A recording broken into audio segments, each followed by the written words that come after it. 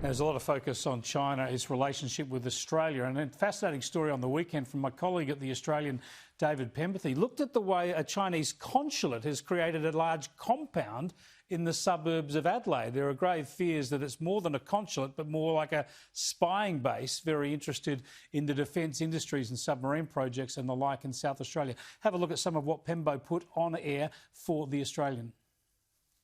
Last year, protesters daubed the consul with graffiti denouncing China's aggression in Hong Kong. And in response to that, the consul installed this long row of security cameras right along its outside perimeter, some of which point directly into neighbouring residents' homes. So, Brian, can you tell us again what happened with the drone? I was out talking on the footpath with a neighbour of mine, and all of a sudden we saw a drone going over the neighbourhood around this area, and we thought, is that legal? There we go, that's in Adelaide, South Australia. Let's now go to the Liberal member for Fairfax in Queensland, Ted O'Brien, who's been writing and thinking about China for a long while. Good to talk to you, Ted. Just firstly on that issue, do you think that the government federally and indeed the neighbourhood in South Australia ought to be concerned about that sort of a compound around the Chinese consulate? Yeah, good afternoon, Chris. I don't blame the neighbours in that suburb at all for having a degree of concern and raising their concerns. No doubt the Foreign Minister will be getting the Department of Foreign Affairs and Trade to look into the issue.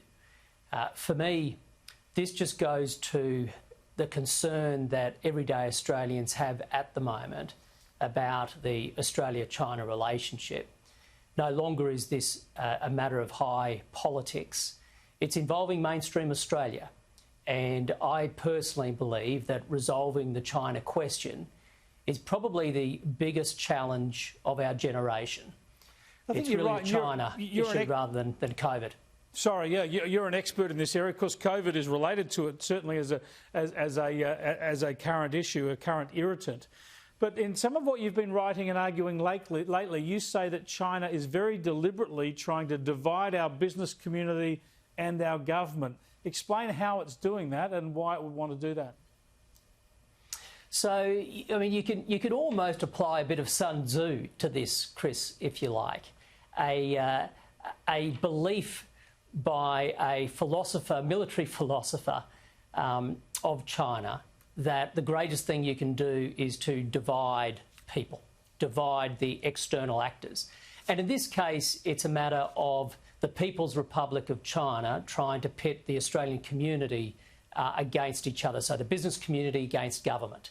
And so when you see business leaders, as they have done for the last 12 to 18 months, in response to the punitive measures introduced by China, step up to the microphone, go on television, go to newspapers and try to give gratuitous advice to the government, then every time that happens, China smiles, because that is precisely what they are wanting to do. They are wanting the business community to put undue pressure on the political community in Australia in the hope that we would fold. And what we need to do is have very clear eyes on that. The Australian business community need to have a better understanding when it comes to what China is trying to achieve in that regard. They sure do. It's not all about dollars and cents for them. That's all the time we've got for you tonight, Ted. Thanks. I'd like to have you back on again soon to talk about some of those issues in more depth.